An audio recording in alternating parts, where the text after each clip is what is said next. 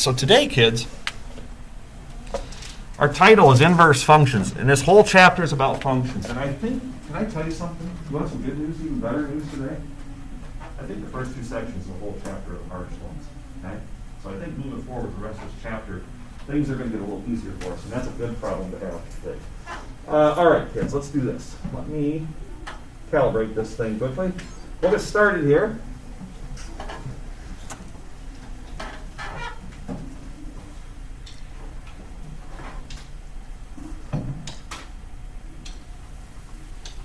And I need to turn on Google Meet in case anybody's watching at home.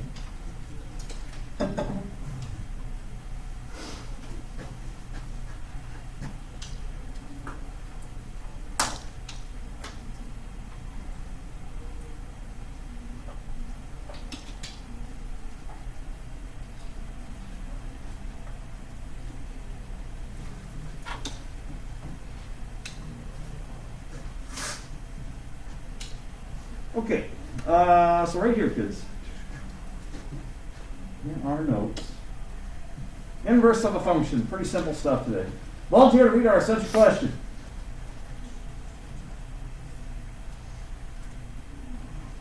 I know it's pretty early on Tuesday, so I'll read. How are a function and its inverse related? That's what we're trying to figure out. What is an inverse and how are they related to the original function? Guys, we're going to look at finding inverses of relations or opposites of relations. We're going to explore inverses of functions, and we're going to find the inverse of a function algebraically. This is really a pretty simple section today, okay? Inverse relation. The first thing I have is an inverse relation, okay? It says when the input and the output values of the original relation are switched, okay? Basically what it's saying is this. If I have a point, if I have a point x comma y like this, it's simply saying then that the inverse becomes y comma x. Basically, you take x and y and do what? Switching around. It's kind of like saying this, kids. If I had this machine sitting right here, maybe this machine is like a blue hydro flask, and I drop a 4 in this blue hydro flask, and say that this hydro flask kicks out a 7. Okay? And if I drop a 4 in again, what would I expect to get what out again? 7. Well, if I say this, I say, I got 7 out, then what should I have put in originally? 4. Okay, so we're kind of working backwards on it. Inverse relations, all you're doing is switching points around. So right here is an example. What's the inverse of the point b of 4, 7? They would tell you it's what? I don't need to go through this anymore. You can understand that, okay? Then inverse functions are functions that undo each other. Let's just talk about this. Take a look at your x value here, kids. What are you multiplying by here? 2, right? And what are you subtracting from x? Think about this operation right here. 2 times x. What's the inverse of multiplying by 2? Dividing. Is dividing by 2 showing up here in this inverse function over here? What's the inverse of subtracting 5? Does adding 5 show up here in the inverse here? Okay, so all I want you really to think is inverse functions are like just do the opposite. Okay? An input, you know what an input is, it's which value. Okay, so if I had the point 3 comma 7, which value is the input? If I have an output, which is the y value, or sometimes we call it the f of x value, if I have the point 3 comma 7, which value is your output? Okay. All right, inverse operations, we'll talk about what they are, but they're two operations that undo each other, such as addition and what? Yeah, because the opposite of addition is subtraction, okay? Guys, you're going to hear me talk about reflection a little bit. Reflection is going to be a transformation that flips a graph over a line called a line of reflection, okay? In this one right here, the line of reflection is right here. The red graph and the black graph, this is my line of reflection right here, because if I would flip this graph over the black line, it would fall on top of the red line. So I'm just going to label this line LOR, which stands for line of reflection. If I flip this red part over here, where would it fall, kids? Wouldn't that fall onto the black line? Okay, so that's pretty simple. And then line of reflection, kids, simply put, line of reflection is a line that acts as a mirror for the reflection. So like right here, do you see this green line here, kids? This would be the equation y equals, kind of a quick question, kids. Y equals what value here for a line of reflection? How much? 1, yeah. Okay. Now I want to make a note here. For inverse functions,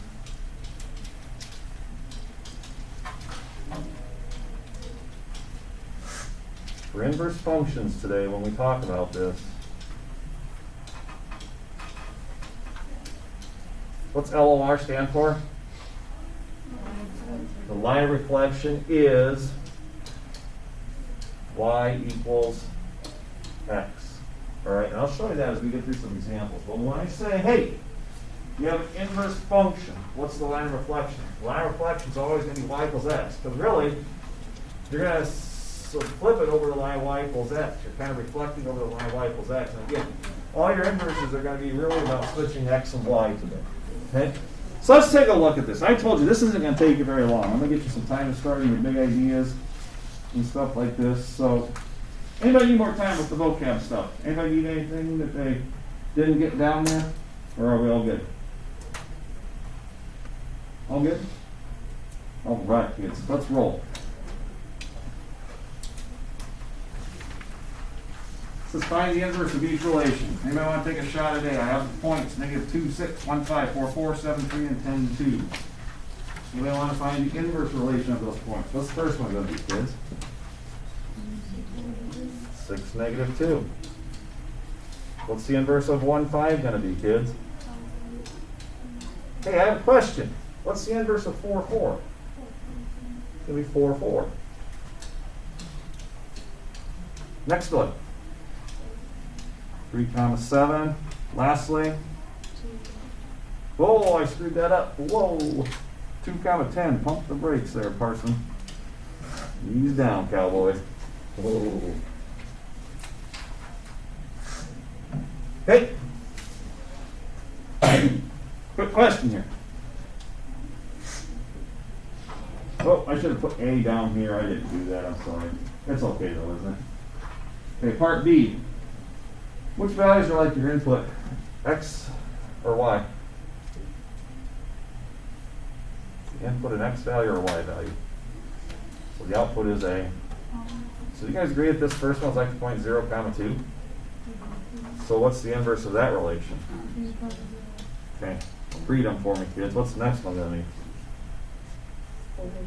4, next one.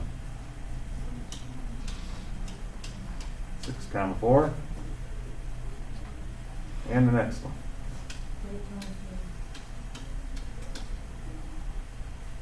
Next one. And the last one would be 12, 0. Okay. Now I know I'm going quickly through that, but give me a show of hands. How many are on board with that right there? That's a pretty easy concept, right? If I say what's the inverse of a point, you're just basically taking X and Y and doing what it's switching it around. I'll check on something here real quickly because I'm not sure I like those points up there.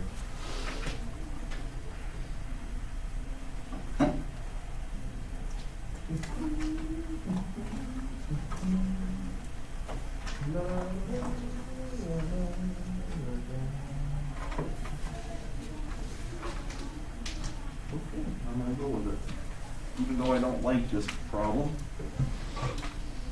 All right. Guys, if there's anything that I think is pretty important, it's in example 2 and example 3. Okay? Example 2 says writing the formula for the what? Okay, if they ever say write a formula for the input of a function, if they ever say write a formula for the input, can I give you some wording that makes this more sensible to us? Anybody know what it means? Which variable is the input? X. This is simply saying, kids,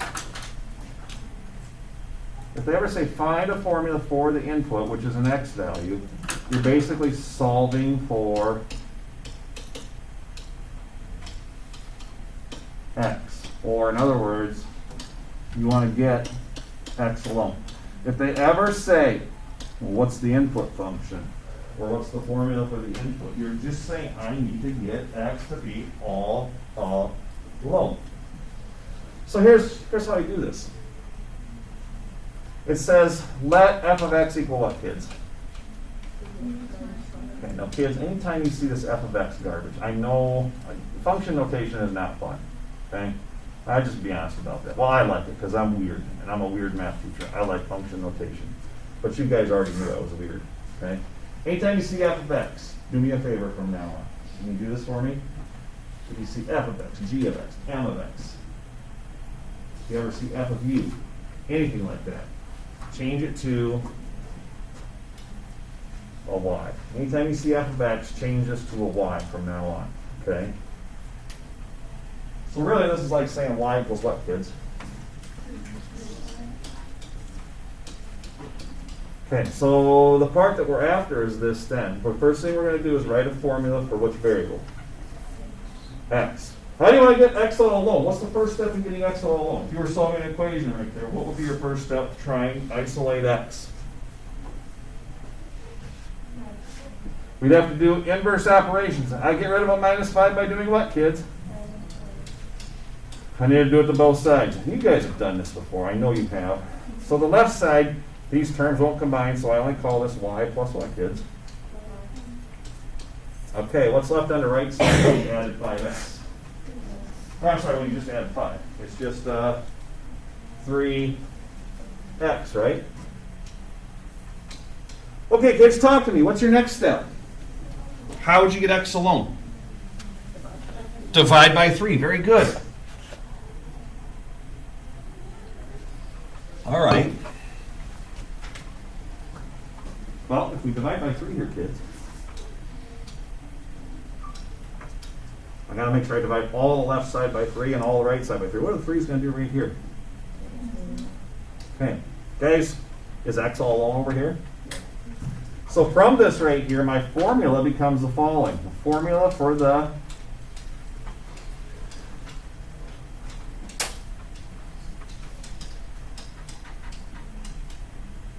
x equals what, kids?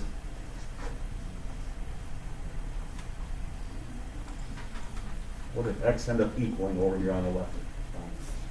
Y plus. Okay. That's the formula for the input because what variable do you have all alone now? X. Anytime they say, what's the formula for the input? It's basically saying, well, to begin with, we had y alone. Now we have what alone?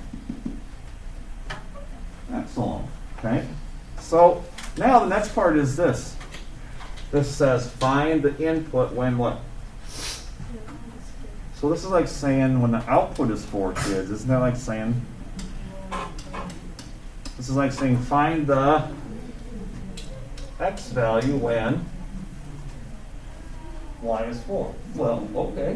What are you going to plug in for y right here in our new formula? What is 4 plus 5 up top?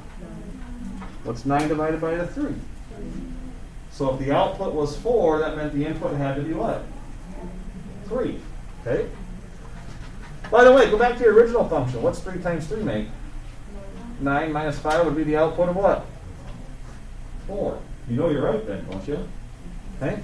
So, yeah, you would just say x then would equal 4 plus 5 divided by 3, which is, what value did you tell me again? You bet. So if they ever say this, write a formula for what? All you're doing is getting what variable alone? Okay. Give me a show of hands. How many are like, yeah, I can do that?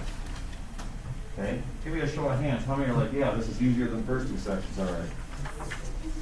Okay. All right. So this is pretty important. Example 2, pretty important. Make sure you're able to refer to that. Questions to this point? Any of y'all? Questions for me? See some people still writing here. Let me know when you've got everything down there, kids.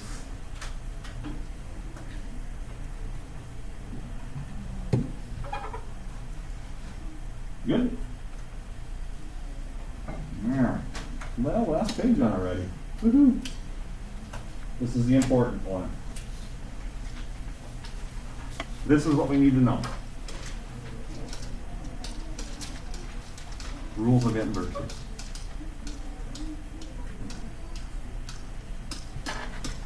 Very important. So I'd put maybe a double star by example 3. This is really what we need to accomplish today. Okay? First things first, it says find the inverse of what? What's our function we're trying to find the inverse of?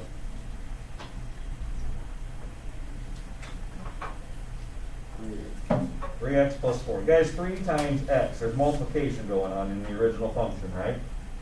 So there's multiplication going on between 3 and my input x. What operation is going to undo multiplication of 3? Undo multiplication would be division, right? So there's going to be some division somewhere. And then to x you're adding 4. Well, what's the opposite of adding? So somewhere in my inverse we're going to have division and subtraction. Okay, here's the rules for finding an inverse. Now this is very different than finding an input. Okay, first things first. Rule number 1: switch your x and y values. Okay, guys. Originally, this is y equals 3x plus 4. Okay, originally this is 3x plus 4. Y equals 3x plus 4. So here we go. We're going to make step 1. We're going to make the switch. Instead of having y equals 3x plus 4, what am I telling you to do?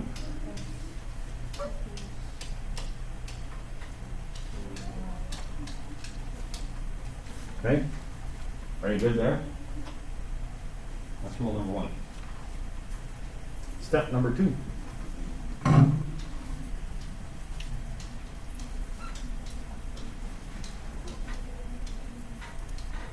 Solve for y now. Okay, in other words, get what variable I want. Y. Okay, it's the same as what we just did. The only step that we took before this was to switch x and y around. So when you're finding your inverse function, here's how this works. How are you going to get rid of addition of 4 here first, kids? So if I subtract 4 from both sides, you agree the left side's x minus 4? What's the right side going to be?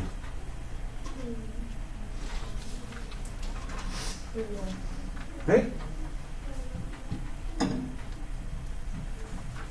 How are you going to get y alone, kids? So step 2, we started right here. Divide by 3. Divide by 3. Is y alone over here when these cancel? So y would equal x minus 4 divided by what, kids? This here is my inverse. Now, kids, here's what I want you to understand. When I talk about function notation, they're probably going to write their answer as follows. Okay, and I'm going to put this in red because this is pretty important. So they write it as this: f inverse of x. This is like f with a negative 1 exponent up here. This is f with a negative 1 exponent is going to equal, what was our inverse again, kids?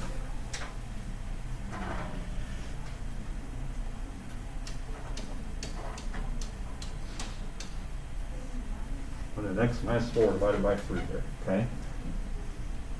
Are you okay with that? Okay, I'm going to have you try one on your own. So when I say find the inverse of a function, what am I telling you to do first? Switch in the x and y and then solve for what? Once you get down to here when y is alone, this is really good. Okay, I just want you to understand that when you get the inverse right here, they're probably going to change y to really say, okay, so the inverse of my function, this stands for the inverse of my function is x minus 4 divided by 3. And how about that, guys? We thought there would be some subtraction and division in there somewhere, didn't we? Based on the operations that were in the original function. So are we okay with that? Okay, let's have you try one on your own. Any questions about this right here? All good? Ookily dokily. Let's see. I'm going to give you a function.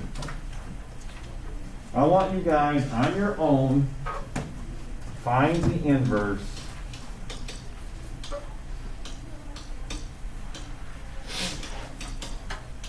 Oh, let's think, Parson. Let's make this easy or tough on you guys. Okay. want to see, while you're doing this one right here, I'm going to check and see how difficult they make it for you too. Let's go half x plus 6. Let's see what you come up with there, okay? Why don't you find the inverse for 1/2 x plus 6?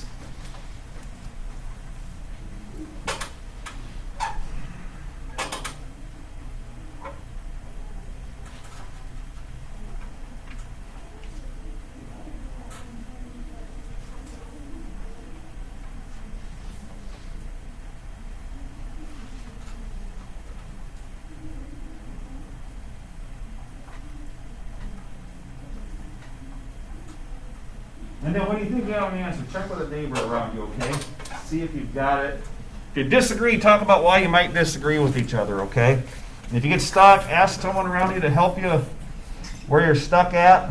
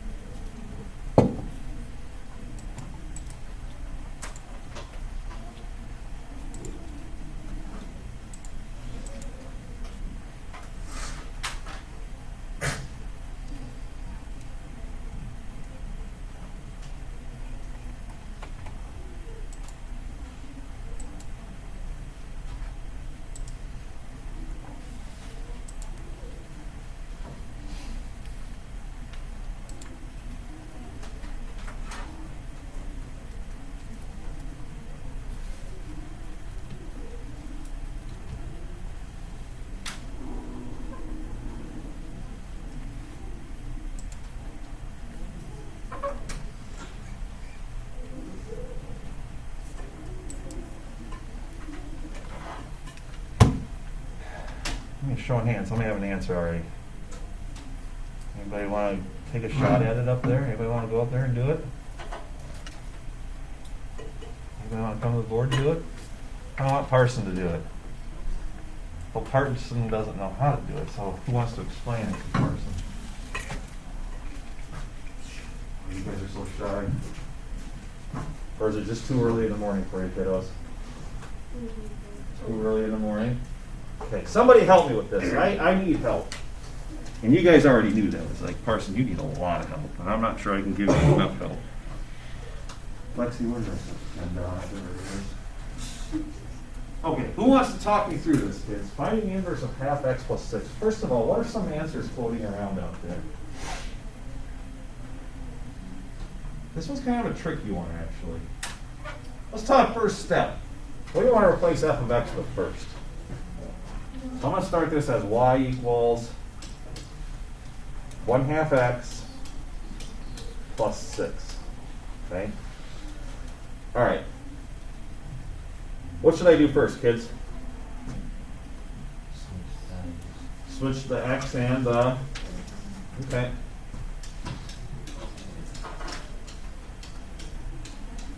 Now what, kids? Subtract 6. Now I want you to be careful right here.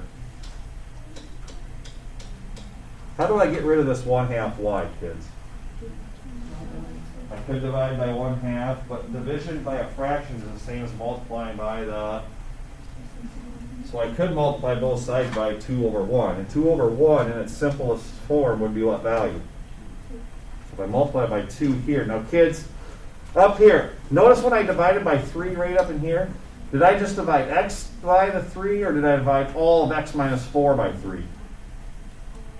So if I'm going to multiply both sides by 2 to indicate I'm multiplying by 2 over here, that's all good. But to indicating I'm multiplying everything over here by 2, I might want to put what around this? Okay, so y would equal 2 times x minus 6, or some of you may distribute that, which would be equivalent to what expression, kids?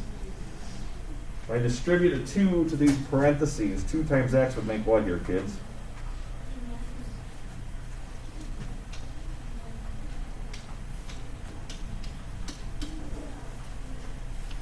Two x minus what?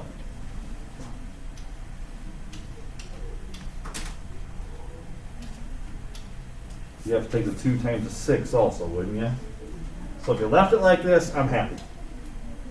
If you left it like this, I'm happy. Heck, I'm guessing some of you maybe even left it as x minus 6 divide 1/2. How many did that? If you did that, I'm happy. Do you understand why all three of these are the same thing? Because dividing by a fraction is the same as multiplying by the reciprocal. Now I want to make a quick connection here before I get you going on something here today. Guys, go back to the front page of your notes. Go back to your definition for line of reflection.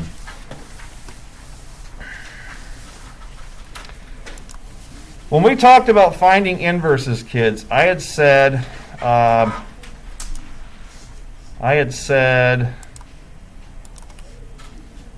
what line is kind of like your line of reflection? What did we write in that box on the left? Y equals what? Was it y equals x? Okay. Daisy, can you help me? Go to example 3 for me. I'm going to go to decimals here. I want to show you something. Okay. I want to make a connection here. What was the original equation in example 3, Daisy? F of x was equal to what? 3x. Okay, there's that line right there. What do we get for an inverse then? X minus 4 over 3. Like this right here? Okay, now watch this right here, kids. I'm going to type in this line of reflection. Again, when we talk about inverse relations, what two variables am I switching around? X and what? Y. Guys, on the original function up here in red, what point is the intercept here? 0 comma what? 4. What's the inverse of that relation, 0 comma 4?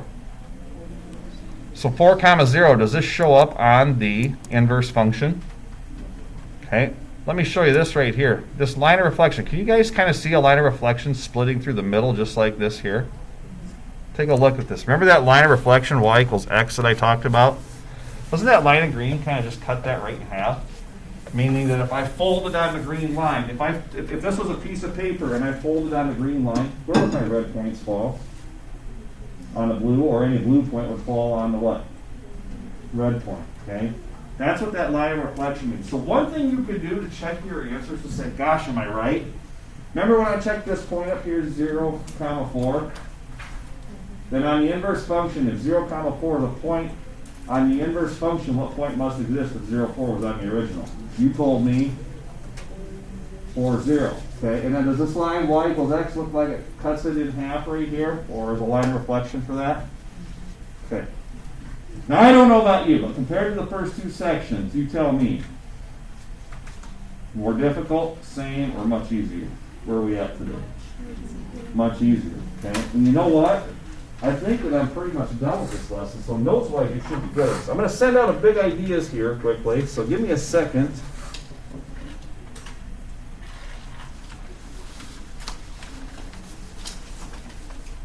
Oh, I'm not used to this one yet.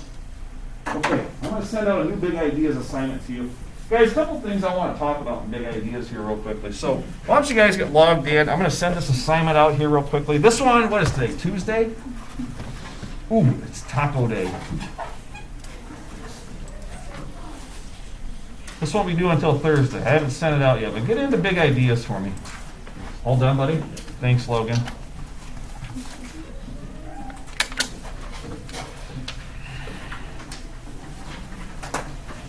Oh, Mr. Parson, big ideas, which I have none. I do.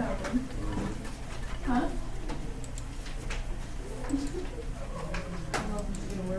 Did it reach? Kind of. I just don't want to kill anybody. You can pull the table forward if you want to Just make sit on the it. ground. Thank you. Where are you going? Just sit on the ground. Well, I guess I'm doing you too. You need to plug in too. Hey guys, I don't know if I've told you this, but at the back of the room there's a big power strip back there too that if you ever wanted to plug in, it's underneath that table if you ever need to, but front of the room is cool too. I don't care what you do. I wanted to talk to you guys real quickly about big ideas because I don't know if I've ever explained this to kids before, and if I haven't, I apologize.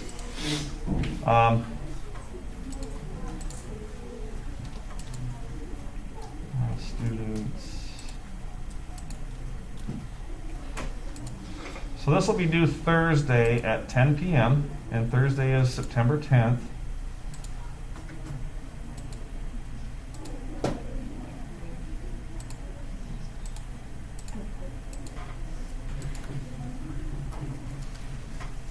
Give me 1 second, it's almost there.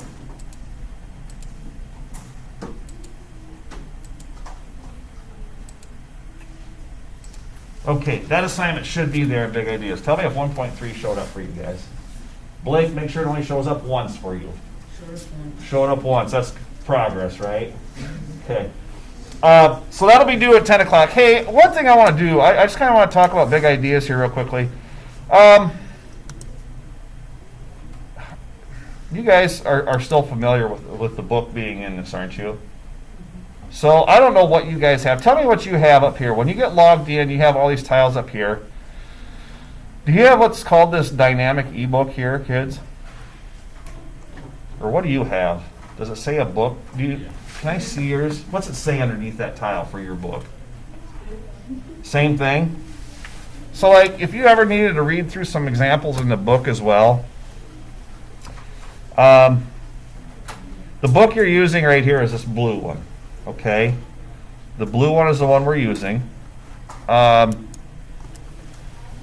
you would click on that, and then if you ever needed to know like some pages for examples here, you should have something that looks kind of like this. Do you guys up here see where it says contents up here? Do you guys have the same kind of looking stuff that I have when I click on that book? If you go contents up here, we're in chapter what? And what section are we in now? 3, is that right?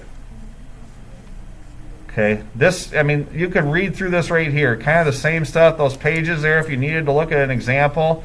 Also, the problems are there on the page too. So that might help if you ever need to refer that in Student Dynamic ebook. Now, one thing that I want to show you is this. I think it's kind of cool, and I don't know if you have it. This is what I'm worried about.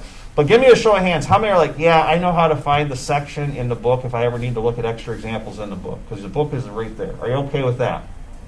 All okay with that? Okay, go back to your Big Ideas homepage right here. Do you guys have something called apps right here? Do you have this apps tile? You do. Cool. Go to that apps tile then. When you click on the apps tile, does it look like this? Do you guys have Big Ideas math videos here? Do you have solutions here? And maybe you found this already, and I really don't care if you found that, all right? My job is to make sure you understand, okay? And we do that through different things. But guys, do you see this Big Ideas math videos here? Click on this one that says web right here. Are you there? Click the web. It should take you to something like this. Okay, so we're going to choose our program. Which book were we using again? We're integrated, right? So click on Integrated 2016. Remember which color book we're using? We want the blue one. Okay, so like we are in section 1 point what now, guys? If you want to see some extra examples right here, you could click on View, and it will just be a video of what's going on there. So very similar to what we just got done doing. In fact, I stole some of the notes right from that. So if you weren't sure, you could go in there and look at that as well. Okay? Does that make sense? Are you happy with that? Okay. So the Student Dynamic ebook and the apps, you might want to use those. I think that those are good tools for you. I'm going to give you the rest of the time right here to start working on the online. I'm not going to give you a quick quiz. Tomorrow will be kind of a work day. Fair deal? Okay, so 2 things. Online page not due until Thursday. That's the new one. If I did not get this yet, the 1.2 practice for me, try and get it to me at some point today. That makes sense to everybody? Are we clear on that?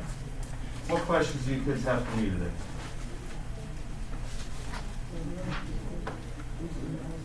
Oh, yeah, Levi's making awesome too. Thank you. All right, kids, time is yours. I'll leave you alone. If you have questions, come on up and visit with me, okay?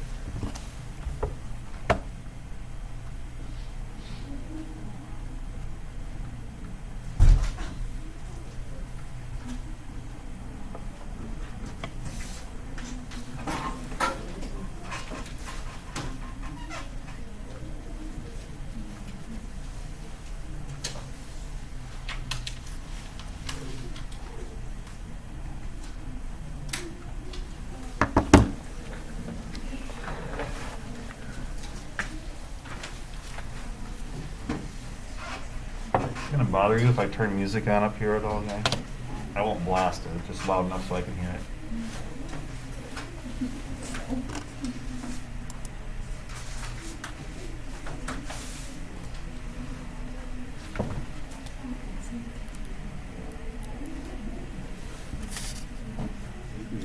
In our banner. Then talk to you.